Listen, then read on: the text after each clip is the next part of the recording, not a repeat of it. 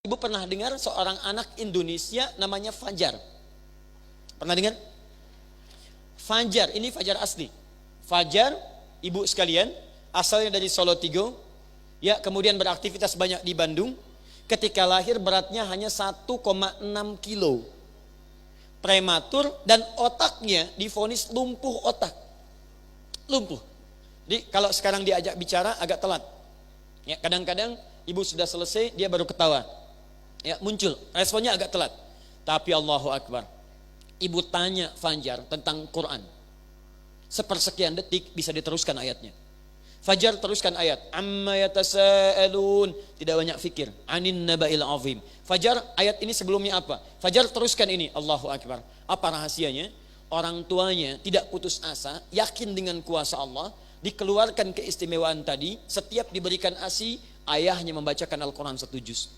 Berikan ASI, ayahnya Al-Quran 1 juz. Ayahnya Al-Quran 1 juz. Usia 4 tahun, saat mulai dia bicara, yang keluar Quran. Dan telah hafal 30 juz Al-Quran. Nanti insya Allah kita tunjukkan tanggal 28 Januari. Kita akan adakan hari Al-Quran di Istiqlal. Dan kita akan hadirkan orang-orang hebat yang ternyata Masya Allah, banyak di antara mereka dari kecilnya, dari kandungan dan terlahir, terus sudah diisi dengan Al-Quran. Al-Quran, Al-Quran, Al-Quran. Tuh. Baik, jadi saya ingin berikan dorongan. Kalau ibu ingin menghasilkan kualitas anak yang baik, kata Nabi, ibu punya 3 peluang yang tidak bisa dimiliki oleh laki-laki. Maka nanti kalau ada anaknya lagi mengandung atau kerabatnya yang lain, saran saya maksimalkan untuk mendapatkan keistimewaan itu. Ingat, kalau ada anak kemudian berperilaku yang kurang baik, jangan dulu dicela. Coba ibu ingat-ingat, perilaku ibu apa yang dikerjakan dalam 3 masa itu.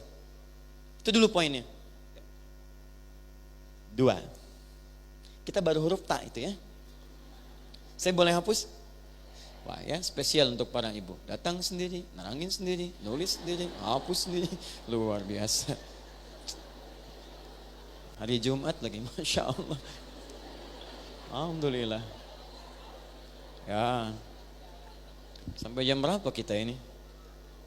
Masya Allah. Silakan sampai jam 11 ya, saya mau Jumatan. Ayo, 2. Ta yang kedua. Ini masih huruf ta ya, agak bersabar.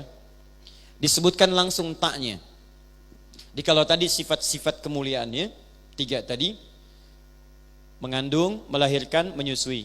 Punya potensi di 3 fase ini untuk mewariskan genetik berupa mitokondria, membentuk anak yang hebat. Hebat intelektualitasnya, emosionalnya, plus juga intelektualnya. Tolong manfaatkan ini.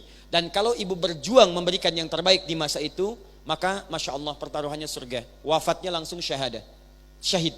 Kalau ibu amal salahnya sedikit, amal salehnya banyak, wafat saat mengandung, wafat saat melahirkan, wafat misalnya saat menyusui, maka mohon maaf itu nilainya sama dengan syuhada.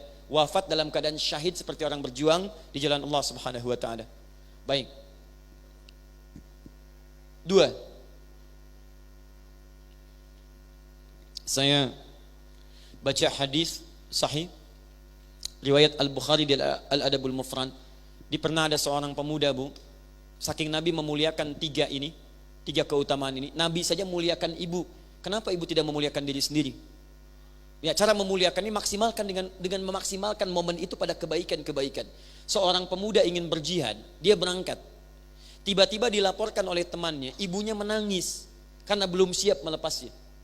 Itu jihad yang taruhannya surga, dipanggil oleh Nabi, pemuda itu, datang sini, kata Nabi. Begitu datang, apa kalimatnya?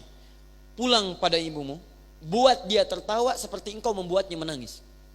Ibu bayangkan, rasa tadi yang sangat dalam, yang pernah mengandungnya, yang pernah melahirkan, yang pernah memberikan ASI, belum memberikan kesiapan dia untuk berjuang keluar, Nabi memindahkan jihad di medan perang kepada jihad di rumah untuk berbakti pada ibunya. Maksud saya, kalau ibu benar-benar memaksimalkan fungsi ini, maka Allah akan rawat anak-anak ibu untuk berbakti kepada ibu di kemudian hari. Sampai Nabi memanggil pemuda itu untuk kembali berbakti pada orang tuanya. Jadi kalau mohon maaf ya, betul-betul maksimalkan fungsi ini, maka nanti ibu akan lihat di masa depan anak ibu akan banyak baktinya kepada ibu. Ibu kenal Maryam? Imran kenal, Hannah kenal, Maryam kenal, luar biasa. Ayo baca lagi Quran surah 3 ayat 35 sampai 37. Kan ibunya yang mengandung, ibu yang mendoakan di situ, ibu yang memberikan nama, ya, dengan suami mendorongnya. Dicarikan pengajar namanya Nabi Zakaria, dibuatkan mihrab. Ketika semua itu dimaksimalkan, turun jawaban. Fataqabbalaha rabbuha. Kata Allah, saya terima ikhtiar ibu dan ayah ini, wa ambataha nabatan hasana. Saya rawat anak ini sampai dia dewasanya. Jadi kalau seorang ibu memaksimalkan 3 fungsi ini, bukan cuma ibu yang berikhtiar merawat anaknya, Allah yang menjaga dia. Ibu bisa jaga anak ibu di rumah, tapi ketika dia mulai sekolah, siapa yang merawat dia di sekolah? Siapa yang memastikan dia punya teman yang baik? Siapa yang memastikan dia bisa jajan makanan-makanan yang baik? Tadi malam kami talk show dengan sahabat kami, ahli otak, ahli saraf, ya, neuropsikolog. Ibu bisa bayangkan di rumah saja, itu pengaruh-pengaruh buruk bisa hadir ke rumah. Saat ibu ada di rumah, siapa yang mengawasi dia pegang handphonenya?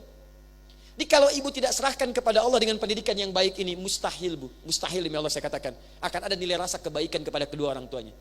Ibu pernah dengar kisah Nabi Ismail ketika akan disembelih? Pertanyaan siapa yang mengandung Nabi Ismail? Ibunya Sayyidah Hajar. Siapa yang melahirkannya? Sayyidah Hajar. Siapa yang memberikan ASI-nya? Jangan ngarang, karena saat akan diberikan ASI tidak keluar. Awas, mengarang hanya di pelajaran bahasa Indonesia. Kalau kita harus sepakat, ini pertemuan pertama kita. Kalau tidak tahu katakan, wallahu a'lam. Siapa yang memberikan ASI kepada Nabi Ismail? Bukan wallahu a'lam, bukan. Tidak ada. Tidak ada yang memberikan ASI karena tidak keluar ASI-nya. Tapi lihat, Zam-Zam dicari oleh ibundanya, ditemukan kemudian diberikan bagian dari itu, diganti dengan yang terbaik oleh Allah Subhanahu wa taala. Yang saya ingin maksudkan, ibu buka nanti buku yang sangat bagus. Sudah ada terjemahan bahasa Indonesianya. Namanya Al-Akhlaq lil Banin. Akhlak lil Banin. Untuk perempuannya akhlak lil banat. Akhlak, pendidikan akhlak untuk perempuan atau laki-laki. Jadi ada 2.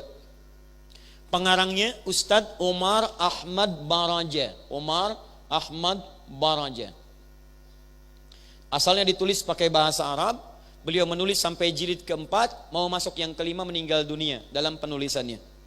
Baik, sudah diterjemahkan ke bahasa Indonesia, yang di bahasa Arab, coba lihat jilid yang kedua, warnanya biru, halaman 25, paling kanan di pertengahan.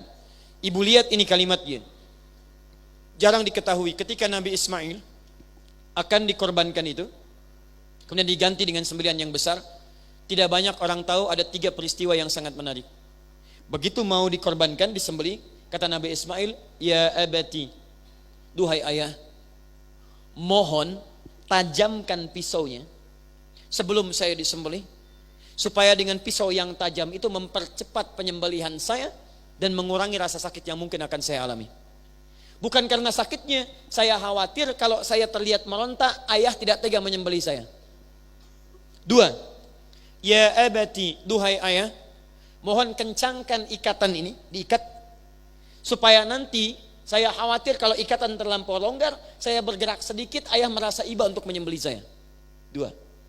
Dan ini jadi sunnah di kemudian hari, kalau ingin menyembelih tajamkan pisaunya, kemudian kuatkan ikatannya. Tapi lihat yang ketiga, ya abati, duhai ayah, tolong pisahkan gamis putih yang saya pakai ini, mohon lipatkan dengan baik, dan berikan sebagai tanda cinta kepada ibunda yang telah melahirkan putra satu-satunya. Hadiah terakhir untuk ibunya. Di dalam wafatnya saja, dalam tanda petik, di penghujung yang ia rasakan nyawanya akan melayang, itu masih memikirkan ibundanya. Dari mana semua itu terlahir? Karena perhatian ibu yang begitu besar kepadanya. Zam. Dan karena itu semua kisahnya dibalik oleh Allah Subhanahu wa taala, dengan takdirnya diganti sembelihan dengan sembelihan yang lain. Dan jadilah cinta kemudian bersama di kehidupan rumah tangga. Ibunya baik, ayahnya baik, anaknya berbakti kepada kedua orang tuanya. Jadi itu bagian pertama, untha. Tak yang kedua, saya agak cepat. Sekarang berubah. Dari yang tadinya sifat bawaan, sekarang berubah jadi sifat kemandirian, jadi makhluk sekarang. Ya, kalau tadi baru sifat, sekarang jadi wujudnya. Perempuan kalau sifatnya sudah terbawa membentuk wujud yang utuh beraktivitas, maka kalau sendirian, taknya berubah jadi mar'ah namanya. Mar'ah.